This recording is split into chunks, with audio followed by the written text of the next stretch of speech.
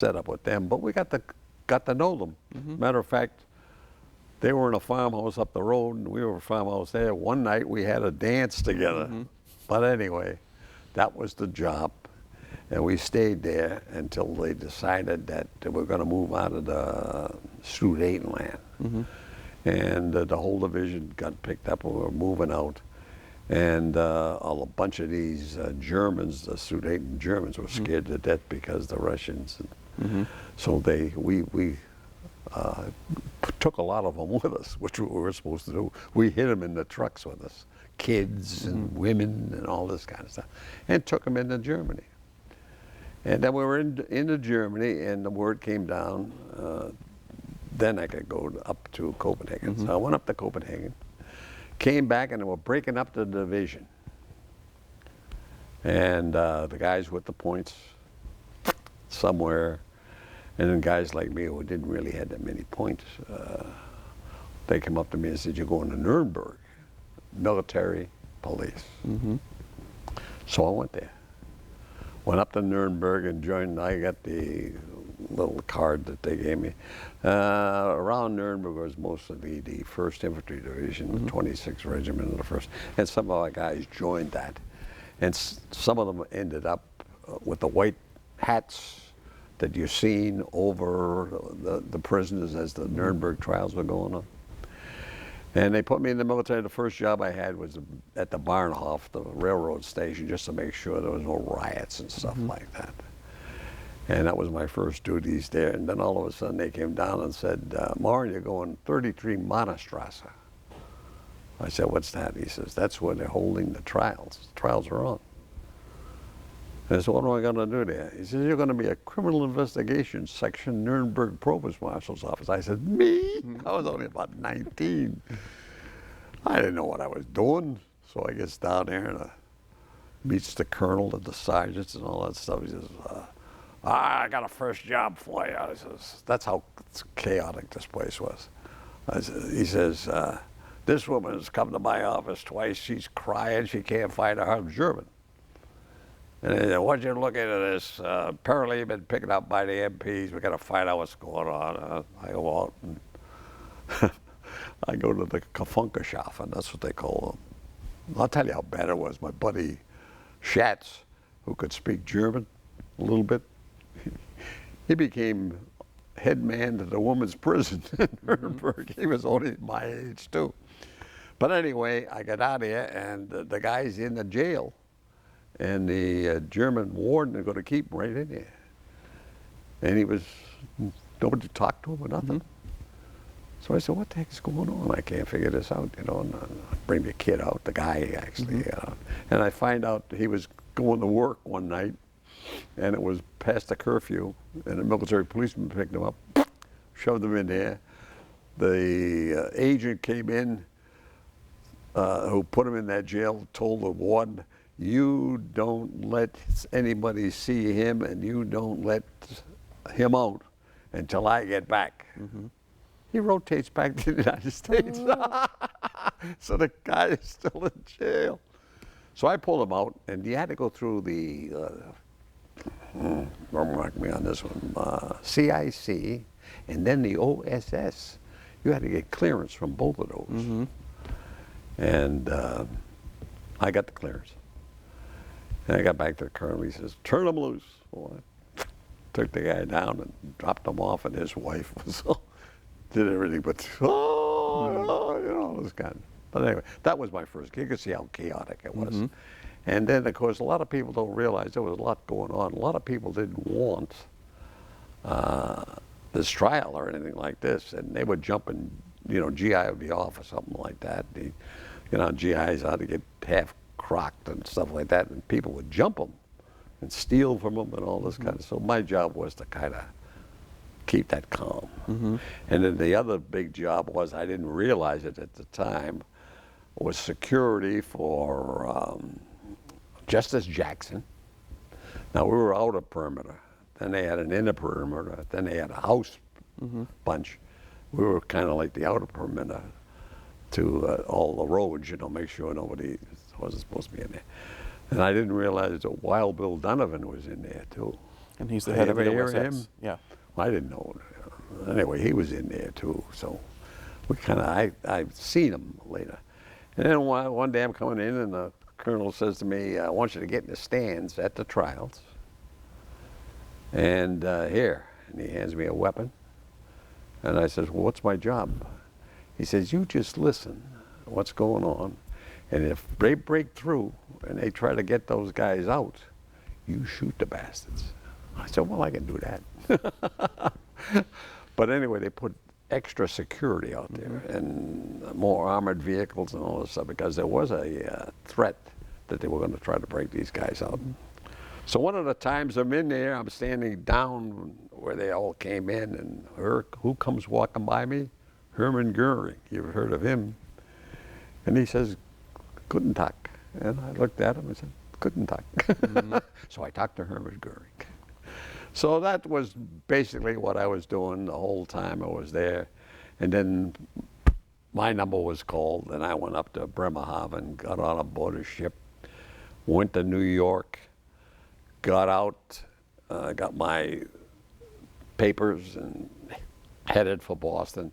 And the one thing I remember when I got off, Maverick Square was where I got off with the streetcars to my hometown, and looked up and I said, Mother of God, I didn't realize how small this place was. You want me to continue? Yeah, I'm kind of, I think, let's see. Well, next, there's 4 years of, I don't know what you'd call it. Well, everybody was coming back. The ones who come back, there was a few that never made it. And we just had 4 years of drinking. Now, I joined the 52-20 club. Do you ever hear of that? 52 weeks, $20 a week, and it was supposed to rebuild, you know. So anyway, we made a racket out of that. But and I played football, I played baseball, I played every sport known to man, I think. And we all got together, and you know, Friday nights we'd go out and drink. It was just a wild, great time. And it went on and on. Then finally, I have to find jobs. So finally found these jobs, you know, and started going to work and all this kind of stuff. And it was getting close to 1950. And I had a job with the Keystone Manufacturing Company in a foundry. And I'm looking around there, and I'm looking around at some of these guys, 40 years old, still doing the same stuff, you know.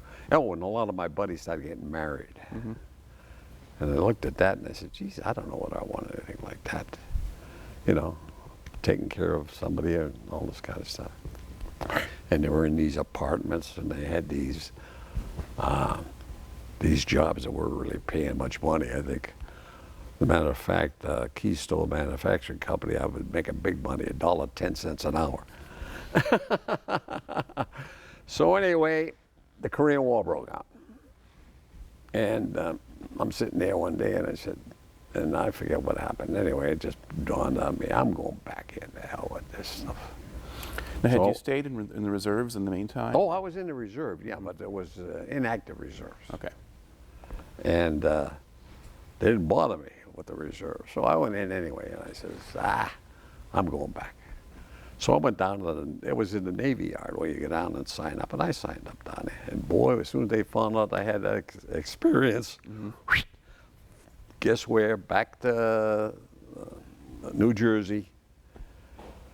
And they took all kinds of tests and all this kind of stuff. The next thing I know, on a train, and I mean, it was a matter of days. Man, I was gone. And we took a train. I'll never forget that train ride. It was fun, all the way across Butte, Montana, up through that way. You know? And we ended up in Seattle. On pier, I can't remember the pier number, pier 90-something, I remember that. And we got organized there and all this kind of stuff. The next thing I know, we're in Seattle Airport. And of course, they had the 4 engines, but they were propeller jobs. And we got on them, and we flew to Anchorage. We got to Anchorage, got off, ate, played around, they refueled it, all this kind of stuff. Then the next one was Shimmy Island. I'll never forget that. We're coming down in Shimmy, and the pilot says, this is going to be rough coming in there.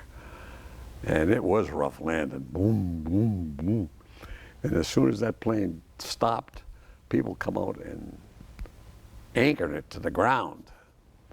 We get out of there, this bus pulls up, it was Air Force, and the bus had all the windows had been wooded up so that the wind. And I talked to the driver, and he says, "This is the worst place in the world." He says, "You cannot believe it. There's not a tree on this island. The wind's got to be 100 miles an hour every day." He said, "And feel it." And boy, of any place I've ever been, Shimmer Island will take the cake. So we went into the mess hall, and they fed us, and they refueled that thing. We get back to the plane, we're loading up in the plane, the pilot says, "I think we can take off."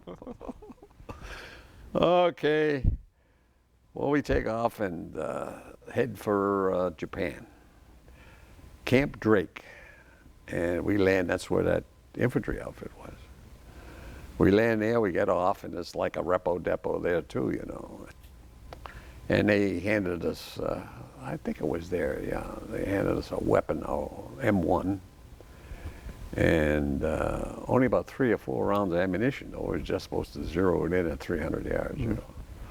And I'm looking around and saying, wait a minute, what the hell is going on? Because a lot of these guys, I don't know where they came in from, but they had guitars, they had lays around their neck, they had these Red Cross girls giving them cookies, and I'm saying, whoa, this ain't the 94th Division, you know, what the heck are we doing? And we go to Sasebo, which was a naval base there. And we get into Sasebo, and then within hours we're aboard I think it was an LST, I'm not sure. But then we got aboard that thing. A lot of guys got sick just going over. And the next thing I know, we're out off the coast of Pusan. And we got off at Pusan. Now, do you know roughly when you landed there? Oh boy, that's a good question. Let me think now. Well, approximately, when the heck was that? It was in winter.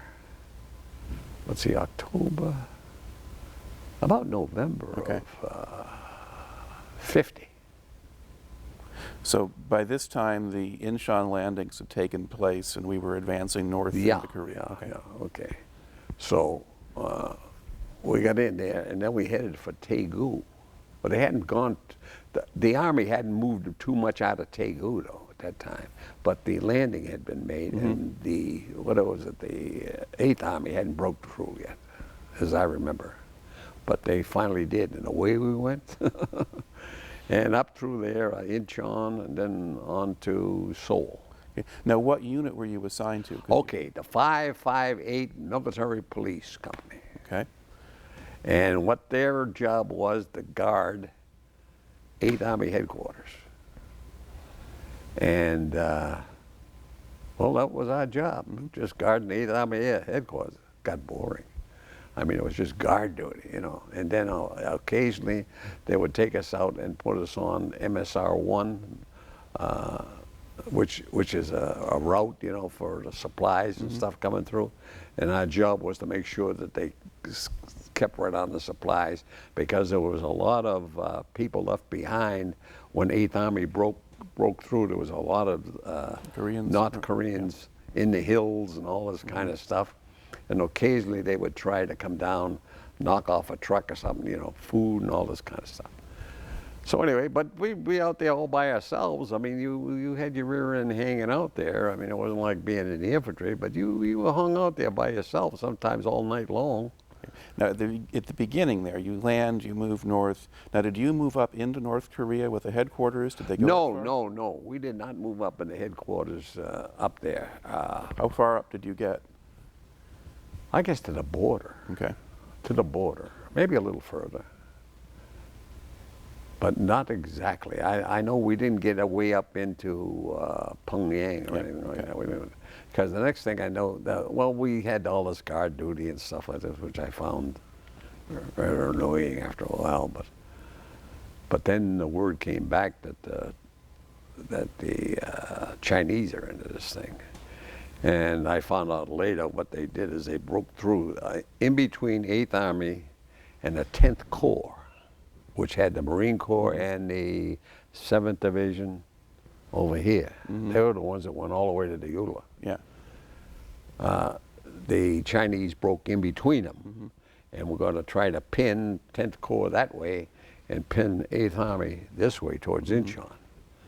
So I don't know what you'd call it.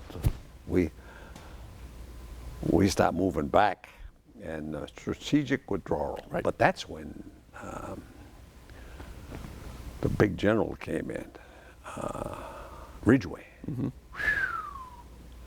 Toughest man I've ever seen in my life.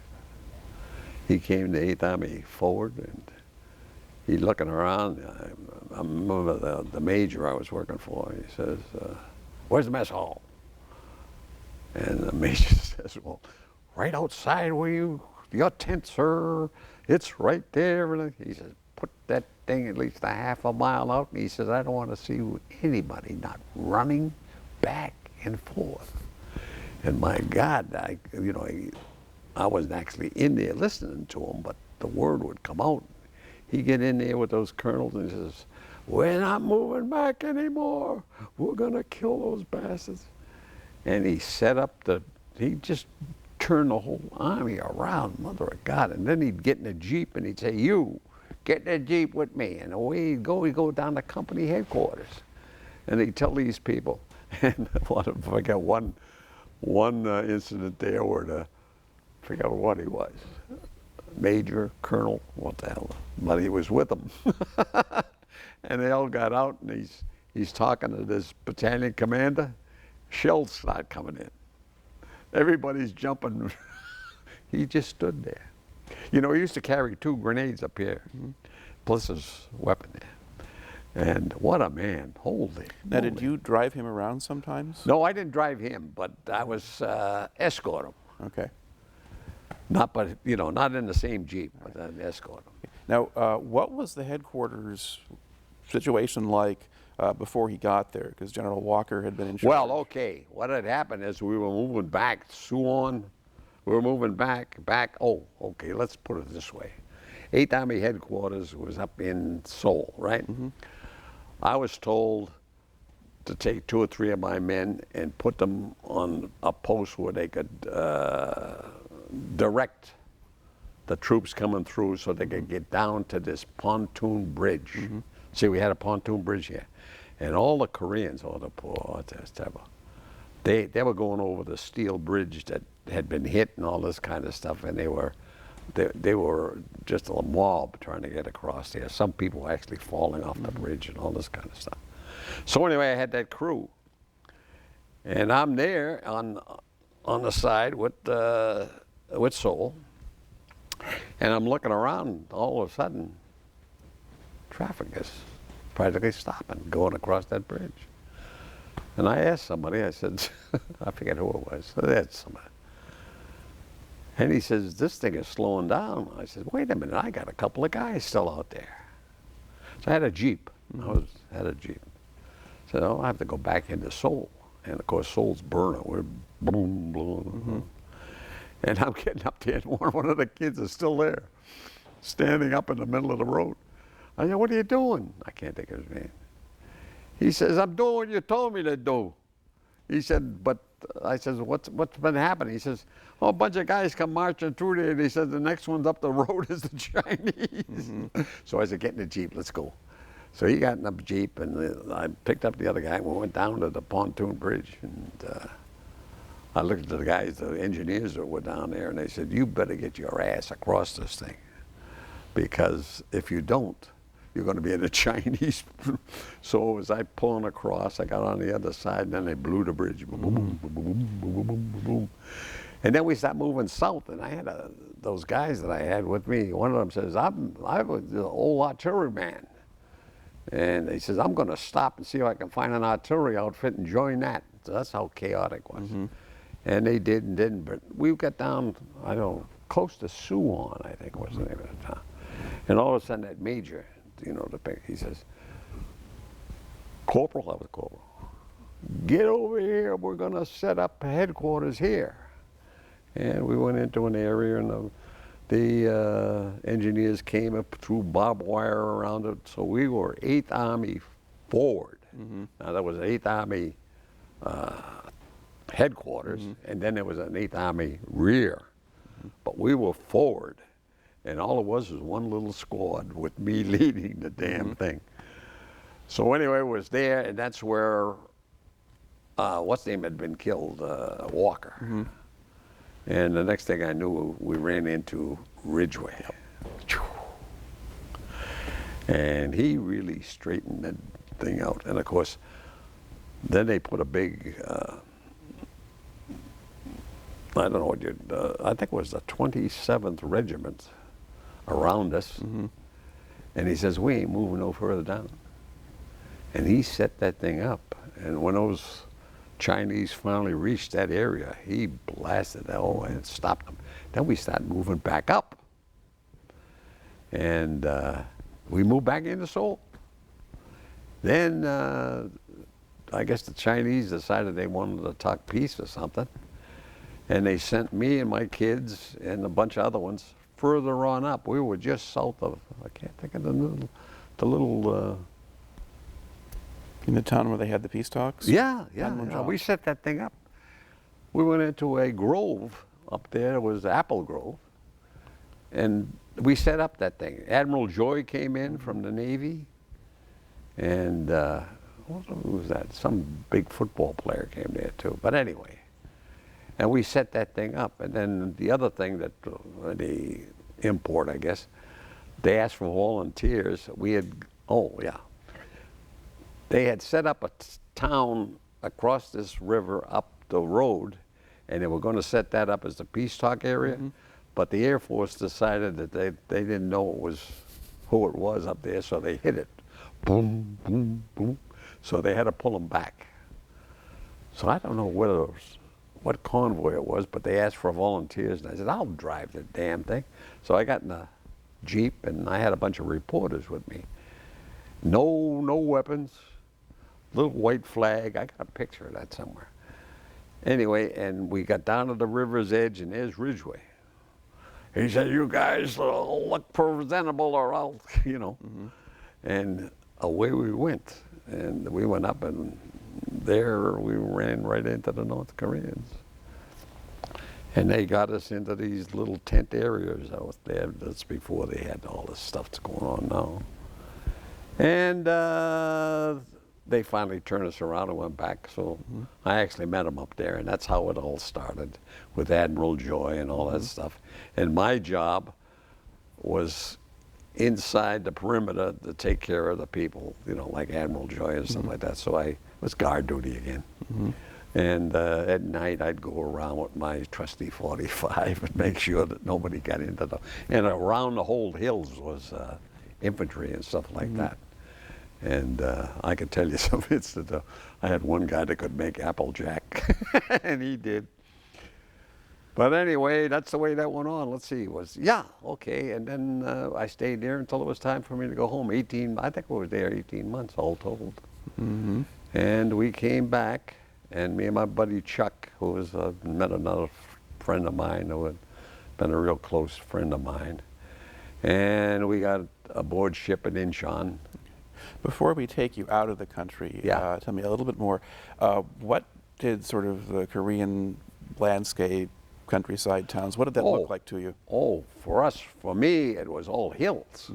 I mean, hills. And we tried to stay to the roads, but the roads were no pavement, no nothing.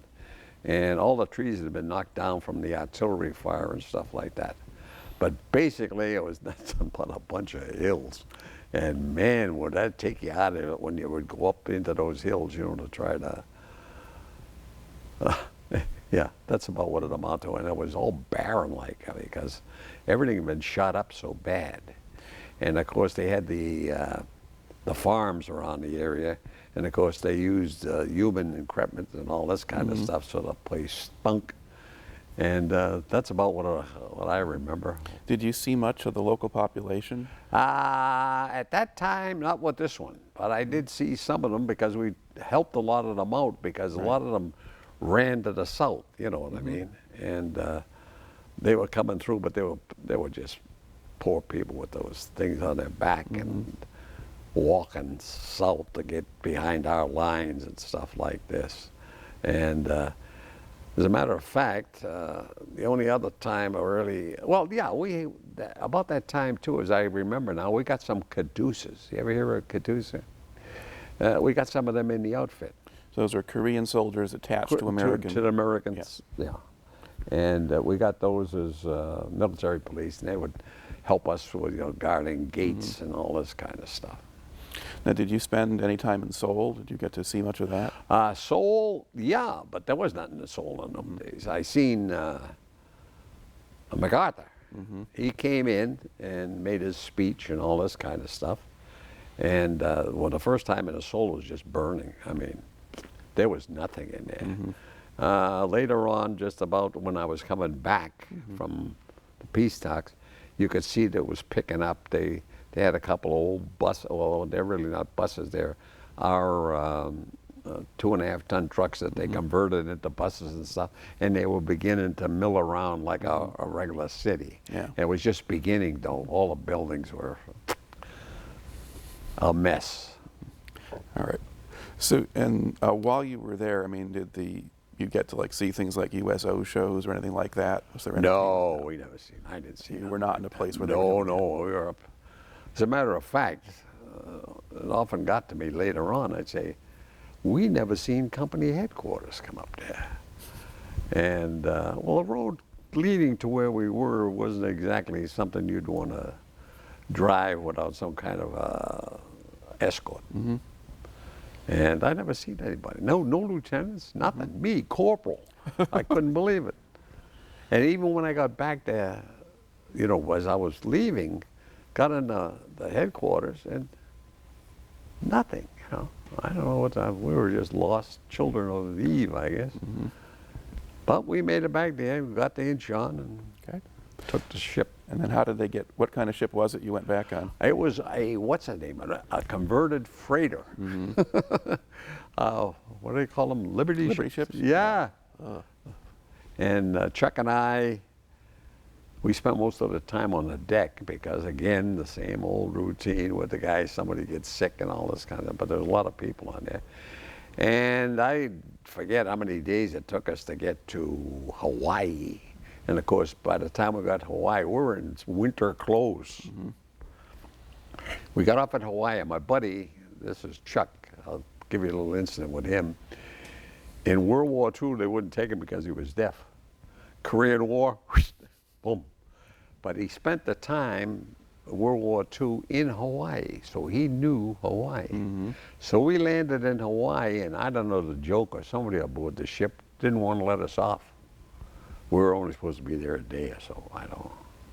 But somebody, some commander come up and said, let these guys off this ship or they'll tear the, you know. So they let us off. And we went into town, and Chuck and I, we just hit the bars and all this kind of stuff. We got back on the ship, and we were prepared to go again. All of a sudden, we got to spend another day there. Found out later that somebody got off the ship, went into one bar and drank himself to death.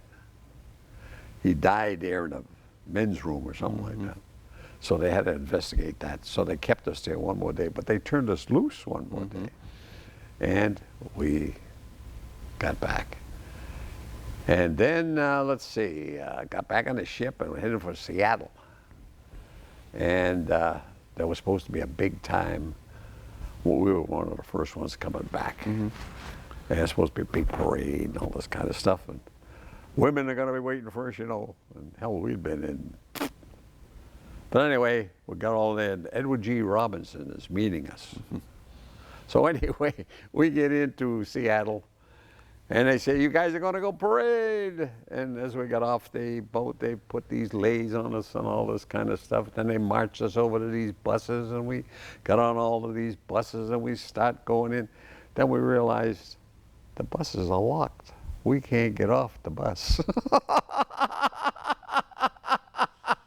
We learned later they were afraid of us in Seattle to let us off because we just run wild in there. But anyway, all the buses, and we finally get to the airports. And that's when Edward G. Earl was there. "You guys, you know, he gave us the old act." Well, it was fun seeing him and all this kind of stuff. We got on a bunch of planes and heading for home. Well, I got on some damn plane with only 2 engines, and it couldn't go over the Rockies. We had to go through the Rockies. And they turned around and said, here's blankets, because it's going to be cold in this damn thing. So we flew there, I guess, to Colorado, and then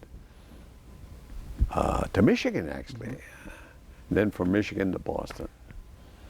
And I got off and got my word, and I had been assigned to Walter Reed Army Medical Center. Now, at this point, were you in as a career soldier, or did you have an enlistment that was Okay, well, ongoing, what had happened, I wasn't really a career soldier at that time. I was up in my original assignment, which was so 4 years. Enlisted for 4 years, Yeah, okay. okay.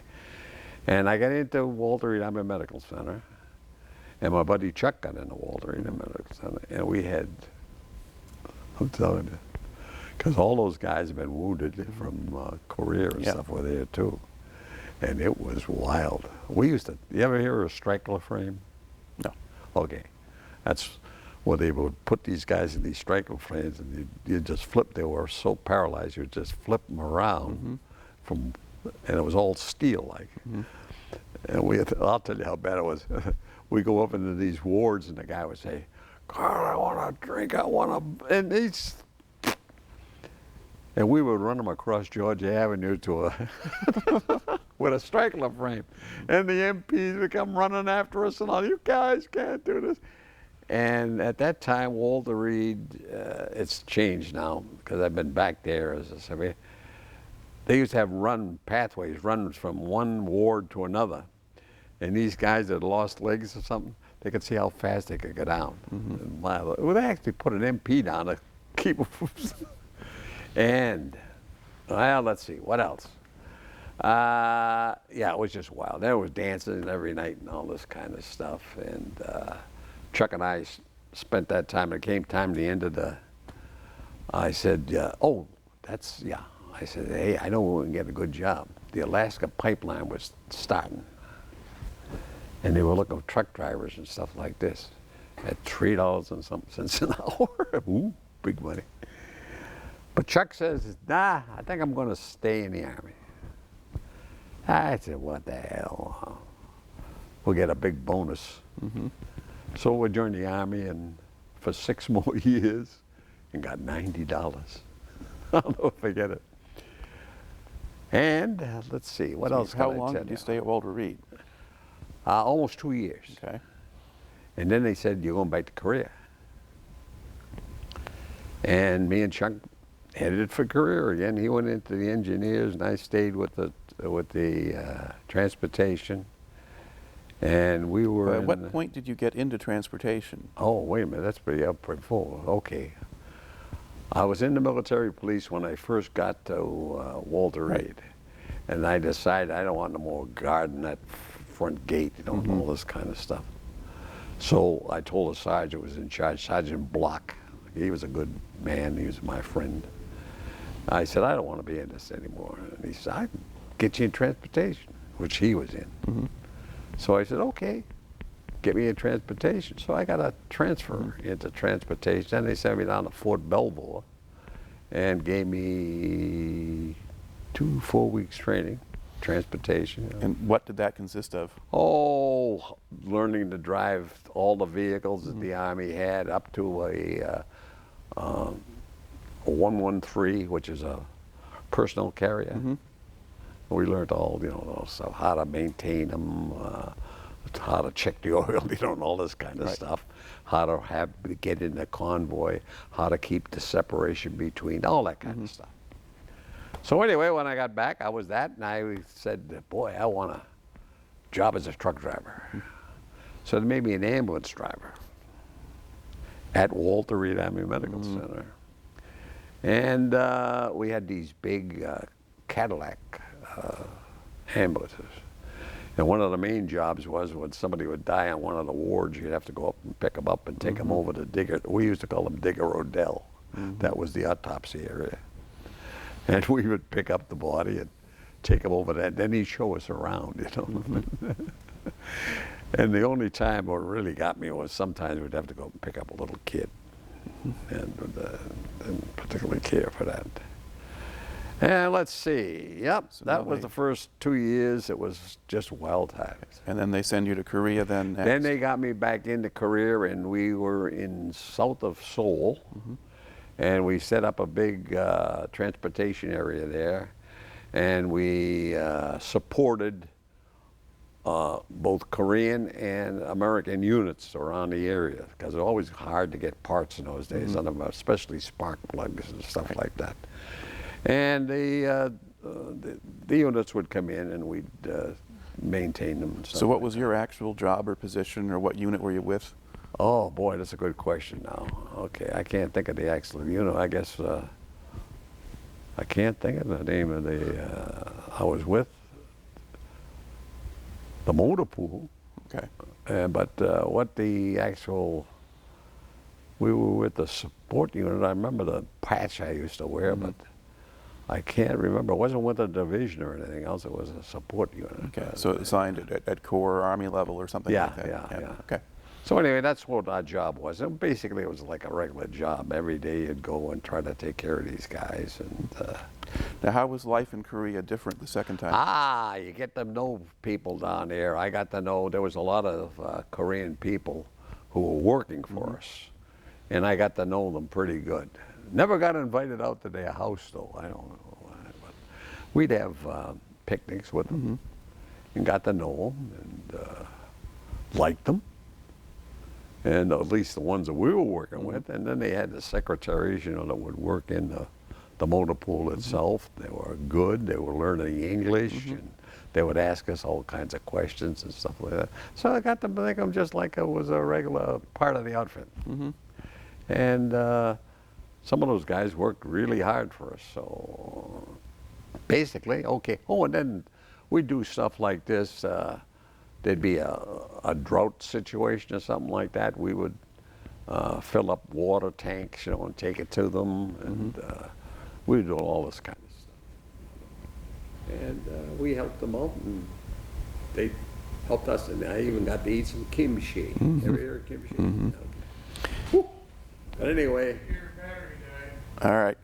So we have to. just after taking the water tanks. Okay.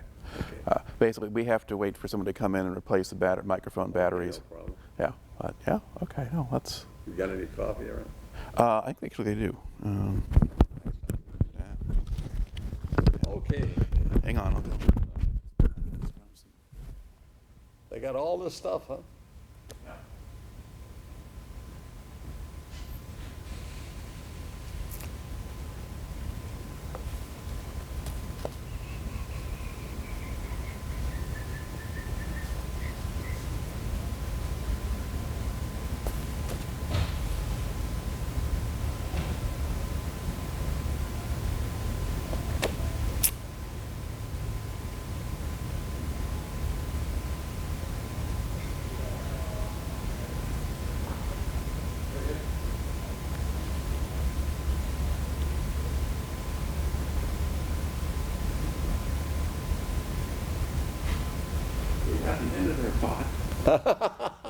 Thank you. So, you know.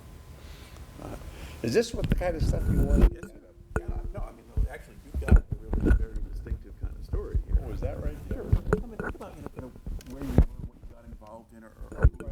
Oh, yeah. Well, Who you we're got to see. gonna get into another section here. As a matter of fact, I'm at the Eisenhower.